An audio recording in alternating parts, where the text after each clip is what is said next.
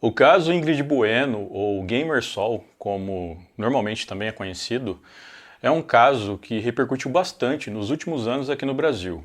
Eu sei que muitos de vocês já devem conhecer esse caso, teve vários canais que já o fizeram, só que aqui nesse canal ele ainda é inédito.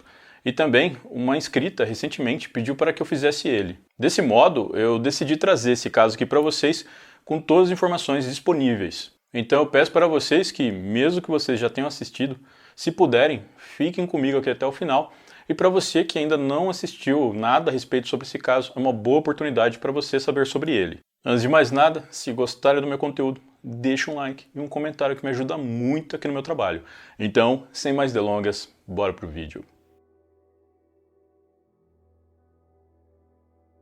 Ingrid Oliveira Bueno da Silva nasceu em 25 de abril de 2001, em Santana, um distrito localizado na zona norte de São Paulo. Desde pequena, ela era uma garota reservada, tímida, mas que gostava de fazer amizades. Sua mãe a descreveu como uma jovem vaidosa, que estava sempre maquiada e gostava de tingir os cabelos das mais diversas cores. Ingrid adorava cosplays. Ela mesma costumava se vestir como personagens de jogos em eventos geek, uma paixão que compartilhava com milhares de fãs. Mas o que ela mais gostava era do mundo dos games. Aos 19 anos, ela já era uma jogadora profissional de Call of Duty Mobile, um jogo de tiro em primeira pessoa que conquistou milhões de jogadores ao redor do mundo. Ingrid, conhecida pelo apelido de Sol, fazia parte da equipe feminina da FBI eSports, um time que competia em torneios como o Battlegirls, onde ela se destacava por suas habilidades. No Call of Duty Mobile, os jogadores são classificados por níveis, começando como Recruta 1. Ingrid chegou a alcançar o nível mais alto, que é conhecido como Lendária. Ela participava de treinos, campeonatos e competições, dedicando horas do seu dia a aprimorar suas habilidades. Além dos games, Ingrid tinha uma vida cheia de planos. Ela cursava enfermagem e estagiava em uma unidade de saúde, mostrando seu lado atencioso e dedicado. Sua família, com quem ela era muito ligada, a descreveu como uma pessoa amorosa e preocupada com todos ao seu redor. Mas nem tudo na vida de Ingrid foi fácil. Aos 16 anos, ela enfrentou um trauma que marcaria sua vida para sempre. Em busca de um relacionamento, Ingrid conheceu um rapaz pelo Tinder. Eles conversavam bem e a relação parecia promissora. Mas quando decidiram se encontrar pessoalmente, Ingrid foi vítima de relações forçadas. Esse evento devastador não só abalou sua saúde mental, mas também mudou a dinâmica com sua família. Seus pais, preocupados com a segurança dela, tornaram-se extremamente protetores, monitorando com quem ela se relacionava, especialmente na internet. Esse trauma a levou a buscar tratamento psicológico. Eu não encontrei informações sobre se o rapaz que Ingrid se encontrou pelo Tinder foi identificado e preso, mas, apesar das cicatrizes emocionais, Ingrid estava progredindo e mostrando sinais de melhora. Ela encontrou nos jogos online uma forma de se conectar com outras pessoas, fazer amigos e construir uma comunidade onde ela se sentia acolhida. Mas foi exatamente nesse mesmo ambiente que ela conheceu Guilherme Alves Costa. Uma amizade que, inicialmente, parecia inofensiva, mas que culminaria em uma tragédia. Guilherme Alves Costa tinha 18 anos na época e vivia em Pirituba, um bairro localizado na zona noroeste de São Paulo, com cerca de 390 mil habitantes. Guilherme cresceu em uma casa humilde, ao lado de sua mãe, uma mulher chamada Rita, e ao menos um irmão. Para a família, Guilherme parecia um jovem comum. Ele era reservado e tímido, mas prestativo. Ele cuidava das sobrinhas pequenas e ajudava em casa sempre que era preciso. Sua mãe o descreveu como um rapaz calmo, que dizia que seu melhor amigo era Deus. Ele frequentou uma igreja evangélica por anos, fez um curso de teologia e, por um tempo, sonhava em ser pastor, pregando em cultos e se envolvendo com a comunidade religiosa. Mas, por trás dessa máscara de normalidade, Guilherme escondia um lado sombrio, moldado por traumas e frustrações. Quando criança, Guilherme sofreu com o abandono do pai, uma ausência que ele nunca superou. Ele expressava ódio por pais que abandonam os filhos, chegando a escrever que, se pudesse criar leis, imporia prisão perpétua ou pena capital para casos assim. Outro trauma marcante ocorreu em 2019, quando seu irmão, com quem era muito próximo, morreu pelo uso excessivo de drogas. Isso aconteceu no quarto que os dois irmãos dividiam, e Guilherme foi o primeiro a encontrar o corpo, uma experiência que o abalou profundamente. Esse evento o levou a questionar sua fé. Ele abandonou a igreja e desenvolveu um ódio crescente pelo cristianismo. Na escola, Guilherme enfrentou bullying, o que agravou seu isolamento social. Aos 15 anos, um episódio de assédio na escola o levou a querer abandonar os estudos, mas seus irmãos intervieram, conversando com o responsável pelo bullying. Apesar disso, ele se tornou ainda mais reservado, passou a usar apenas roupas pretas e se afastou da família. Sua mãe notou que, após a morte do irmão, ele ficou mais fechado, mas a família, humilde e sem recursos, não buscou ajuda psicológica para ele. Guilherme passava a maior parte do tempo online, jogando Call of Duty Mobile, onde usava os apelidos Flashlight ou Flash Amadeus. Ele fazia parte da equipe Gamers Elite, rival da FBI e Esports, onde Ingrid jogava. Apesar de ser um jogador ativo, ele não tinha o mesmo talento de Ingrid e foi rejeitado várias vezes ao tentar entrar para a FBI e Esports. Essa rejeição pode ter alimentado seu ressentimento. Na internet, Guilherme frequentava fóruns obscuros, como os chamados chans, espaços conhecidos por abrigar grupos extremistas que disseminam ódio e ideologias violentas. Embora negasse envolvimento direto com o Dogolachan, um fórum brasileiro notório por planejar crimes, ele admitiu admirar Anders Breivik, o norueguês responsável por tirar a vida de 77 pessoas em 2011. A perícia em seu celular, embora prejudicada porque ele deletou vários arquivos, encontrou imagens e desenhos macabros feitos por ele, com rostos cobertos e olhos vermelhos. Guilherme escreveu um manifesto de 52 páginas, intitulado Meu Dicionário, onde expunha seu ódio pela humanidade, especialmente por mulheres, cristãos e sua própria família, a quem chamava de burra, hipócrita e ingênua. Ele se descrevia como um soldado em uma guerra contra o cristianismo, com a missão de provar a ineficiência de Deus através de atos violentos, como ataques a igrejas. No manifesto, ele também admitia ser um manipulador, dizendo que usava máscaras para se adaptar às pessoas, uma tática que ele chamava de ser um metamorfo. Ele escrevia: "Eu falo o que as pessoas querem ouvir. A mentira é uma técnica psicológica. Eu torno o meu aperto de mão confiável e o meu abraço confortável." Guilherme expressava total desprezo pela humanidade, dizendo que a humanidade era inútil e que ele sentia prazer em mentir e manipular. Ele também confessava ouvir vozes à noite que o incentivavam a matar sua família ou cometer outros crimes, e dizia que escreveu o manifesto baseado nessas vozes. Apesar disso, afirmava estar em plenas faculdades mentais, sugerindo uma consciência clara de seus atos. Guilherme vivia uma vida dupla. Para a família, era o jovem reservado que cuidava das sobrinhas e apaziguava brigas. Online, era um extremista que planejava atos violentos.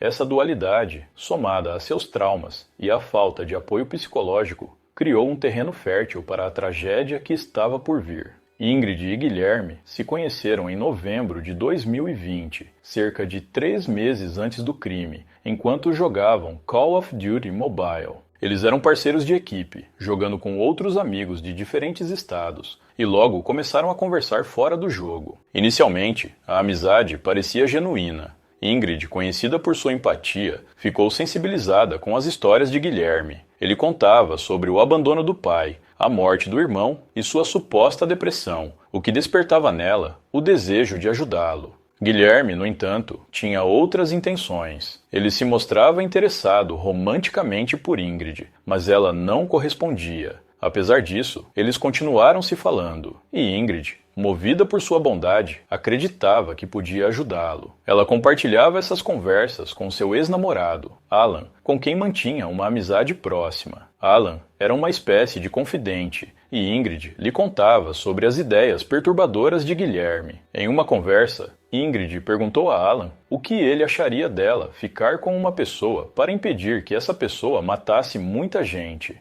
Alan, preocupado, questionou o motivo da pergunta, mas Ingrid desconversou, dizendo que eram apenas pensamentos. Mais tarde, Alan descobriu que Guilherme havia enviado a Ingrid uma foto com uma suposta arma. Na verdade, uma arma de airsoft, o que aumentou sua preocupação. Ele alertou Ingrid para tomar cuidado, mas ela insistia que Guilherme precisava de ajuda. Ingrid e Guilherme se encontraram pessoalmente pela primeira vez em janeiro de 2021, no Horto Florestal, em São Paulo. Eles passaram o dia conversando, e Ingrid ficou algumas horas sem responder às mensagens de Alan, algo incomum. Não está claro o que aconteceu nesse encontro, mas Guilherme, mais tarde, alegou ao irmão que Ingrid teria cortado sua barriga, embora exames periciais mostrassem que o corte era antigo e já cicatrizado, desmentindo a história.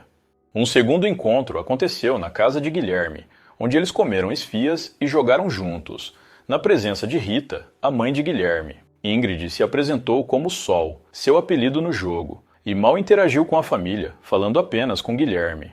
A família de Ingrid, por sua vez, não sabia da verdadeira origem dessa amizade. Devido ao trauma que ela sofreu aos 16 anos, seus pais eram muito protetores e desconfiavam de contatos online. Para evitar preocupações, Ingrid mentiu, dizendo que Guilherme era um colega de trabalho do estágio na unidade de saúde, o que não era verdade. As conversas entre Ingrid e Guilherme revelavam o lado manipulador dele. Em mensagens, ele dizia coisas como: "Você deve ser minha. Isso faz parte do sacrifício. Agora você não entende. Está confusa." Ingrid respondia: "Isso não é um livro, Guilherme." Ele insistia: "Em breve, você vai entender o real motivo." Essas mensagens, descobertas mais tarde pela polícia, indicavam que o crime foi premeditado. Guilherme também compartilhava com Ingrid os seus planos de atacar uma igreja evangélica. Curiosamente, Ingrid, que vinha de uma família católica, sugeriu que, se Guilherme realmente fosse atacar uma igreja, que fosse uma igreja católica, porque ela não gostava da religião de sua família. Guilherme chegou a dizer a Ingrid que pensava em comprar uma arma, mas ela tentou dissuadi-lo, sugerindo que, em vez de ataque, que ele a matasse e depois fizesse o mesmo com ele. Assim, os dois ficariam juntos no além, isso segundo o próprio Guilherme. Ingrid mencionou essa conversa a Alan, mas de forma diferente. Ela disse que Guilherme havia ameaçado matá-la e depois tirar a própria vida. Ingrid afirmou que, se Guilherme realmente fizesse isso, seria um favor para ela. Essa mensagem preocupou Alan, que notou que Ingrid parecia mais triste nas últimas semanas, possivelmente influenciada pelas conversas com Guilherme. Na semana do crime, Ingrid estava afastada do trabalho, isolada em casa com a família, aguardando o resultado de um teste de Covid-19. Na sexta-feira, 19 de fevereiro, Guilherme começou a insistir para que ela fosse à sua casa na segunda-feira, dia 22. Ele usou uma estratégia manipuladora, dizendo que havia pago um tatuador amigo para fazer uma tatuagem nela e que o tatuador estaria lá. Ele também fez um apelo emocional, afirmando que precisava desabafar porque estava mal. Apesar de hesitar, preocupada com a possibilidade de estar com Covid, Ingrid cedeu ao pedido, movida por sua vontade de ajudá-lo. No domingo, ela enviou uma mensagem enigmática a Alan dizendo: "Espero que fique tudo bem." Quando ele perguntou o que ela queria dizer, Ingrid respondeu apenas tudo, sem dar detalhes. Alan insistiu, preocupado, mas ela não esclareceu. Na manhã de segunda-feira, Ingrid mentiu para os pais, dizendo que iria trabalhar, e pegou um carro de aplicativo até a casa de Guilherme, em Pirituba. Na manhã de 22 de fevereiro de 2021, Ingrid chegou à casa de Guilherme por volta das 10 da manhã. Rita, a mãe dele, ainda estava lá, se arrumando para trabalhar como diarista. Os três tomaram café da manhã juntos, e Ingrid enviou uma foto para Alan, mostrando que estava com Guilherme e a mãe dele, tentando tranquilizá-lo. Rita saiu por volta das 10h30, deixando os dois sozinhos. Depois, um dos irmãos de Guilherme também saiu para trabalhar, deixando a casa vazia. A casa era pequena, com apenas 2 cômodos principais, uma sala-cozinha e um quarto com uma televisão e uma cama. Foi nesse quarto, o mesmo onde o irmão de Guilherme morreu em 2019, que o crime aconteceu. Não há detalhes precisos sobre o que ocorreu entre as 10h30 e 1 da tarde, mas Guilherme alegou à polícia que ele e Ingrid conversaram por algum tempo. Por volta da 1 da tarde, Guilherme atacou Ingrid de forma brutal. Usando uma faca de combate estilo Rambo, comprada semanas antes, Guilherme desferiu mais de 5 golpes na região do peito de Ingrid. Ele também causou ferimentos profundos no pescoço, em uma tentativa de tirar a cabeça da jovem. Após matá-la, ele cravou a arma na barriga dela e deixou o corpo no chão. Laudos periciais confirmaram que Ingrid não foi dopada, não consumiu álcool ou drogas e morreu devido aos múltiplos golpes. Não havia sinais de luta, sugerindo que ela foi atacada de surpresa, possivelmente pelas costas. O que Guilherme fez em seguida foi ainda mais chocante. Ele filmou o corpo de Ingrid e compartilhou em grupos do WhatsApp e redes sociais, incluindo o seu próprio status do WhatsApp. No vídeo, ele ria e dizia: "Olha só que maravilha. É isso aí. Partiu." Quando membros do grupo Gamers Elite questionaram se era real, ele gravou outro vídeo, dessa vez fora de casa, em um transporte coletivo, dizendo: "Vocês estão achando que é tinta? Que é montagem? Não, eu realmente matei ela. Eu tenho um livro e o pessoal está aí divulgando. Espero que vocês leiam esse livro. Tem algumas verdades nele." Após o crime, Guilherme pegou um carro de aplicativo e foi para a região do Sumaré. Ele ligou para o irmão, confessando o assassinato e dizendo que pretendia dar fim em si mesmo. O irmão, desesperado, o convenceu a se entregar. Menos de uma hora após o crime, Guilherme foi até o 87º Distrito Policial, em Pirituba, e se entregou. Quando questionado por que matou Ingrid, ele respondeu friamente: "Porque eu quis. Leia o meu livro." Enquanto isso, o irmão de Guilherme voltou para casa por volta das 2 da tarde e encontrou o corpo de Ingrid. Ele chamou a polícia e o socorro, mas era tarde demais. Rita, a mãe de Guilherme, foi avisada e chegou a tempo de ver a remoção do corpo. Ela ficou em estado de choque. A polícia encontrou uma mochila no guarda-roupa com a carteira de identidade de Ingrid, mas inicialmente houve confusão, já que a família de Guilherme a conhecia apenas como Sol. A mãe de Guilherme, ao ser questionada, disse que não sabia quem era Ingrid, o que complicou a identificação inicial. A polícia fez buscas no banco de dados e localizou um endereço antigo de Ingrid, pertencente à sua avó e tia. 2 investigadores foram até lá, pedindo que um familiar comparecesse à delegacia. A avó e a tia, desconfiadas, entraram em contato com o pai de Ingrid, que foi ao local. A notícia da morte de Ingrid foi devastadora, especialmente porque, pouco depois, a família recebeu o vídeo do crime, que viralizou nas redes sociais. A dor de ver aquelas imagens foi algo indescritível. A investigação começou imediatamente. Guilherme foi preso em flagrante e sua prisão foi convertida em preventiva. Ele foi transferido para o Centro de Detenção Provisória Paulo Gilberto de Araújo, no bairro do Belém, em São Paulo. No depoimento, ele admitiu que planejou o assassinato por 2 semanas e entregou seu manifesto intitulado Meu Dicionário, onde detalhava seu ódio pela humanidade e sua intenção de cometer atos violentos. A polícia enfrentou dificuldades na perícia do celular de Guilherme, já que ele deletou arquivos de forma definitiva. Ainda assim, foram encontradas imagens perturbadoras. O Ministério Público, liderado pelo promotor Fernando César Bolk, denunciou Guilherme por homicídio duplamente qualificado, motivo fútil, meio cruel e recurso que dificultou a defesa da vítima. A hipótese de feminicídio foi descartada.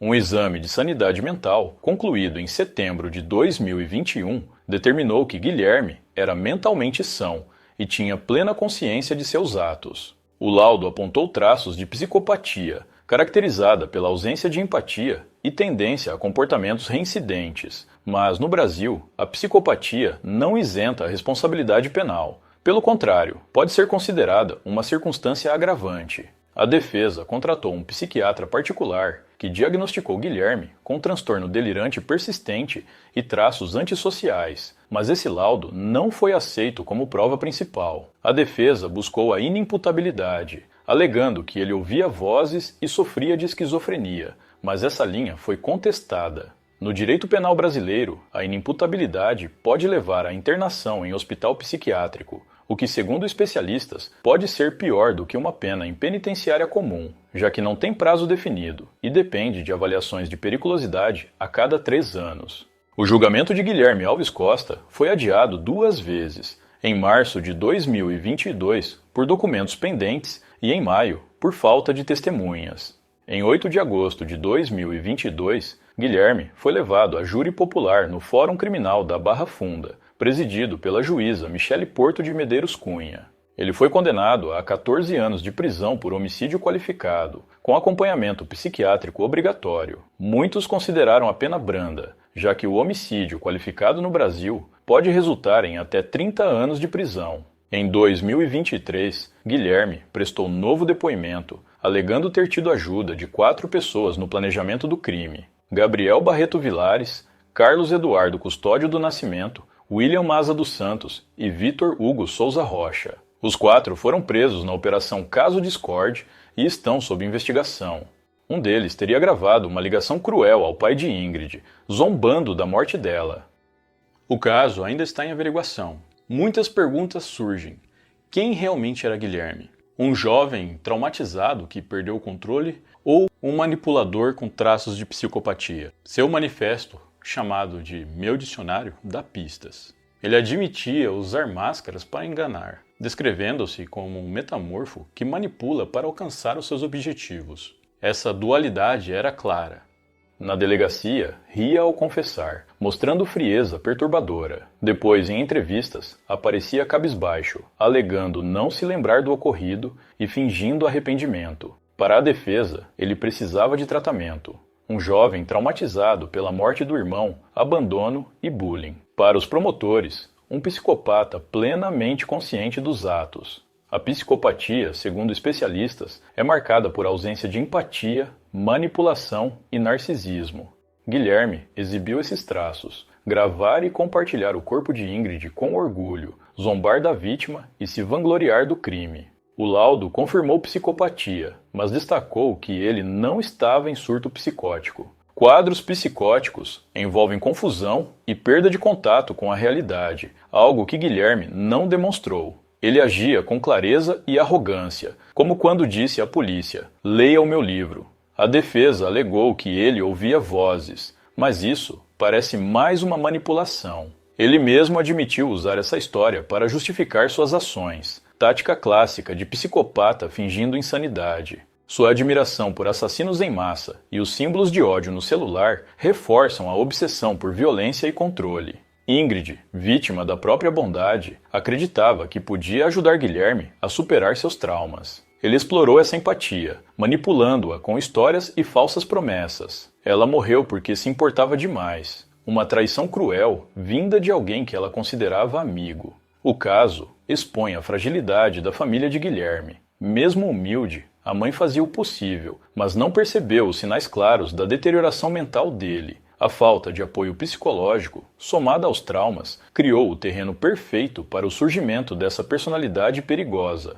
O crime chocou o Brasil. A família de Ingrid ficou devastada, especialmente após o vídeo viralizar. O pai de Ingrid publicou uma carta aberta, chamando o assassinato de premeditado e expressando solidariedade à família de Guilherme. Rita, mãe de Guilherme, deu entrevista segurando uma Bíblia e disse que não reconhecia o filho naquele ato. "O filho que criei não foi esse", afirmou ela, em lágrimas. A comunidade gamer também sentiu o impacto. A FBI e eSports publicou uma homenagem. "Vamos lembrar de Sol toda vez que o sol tocar nosso corpo."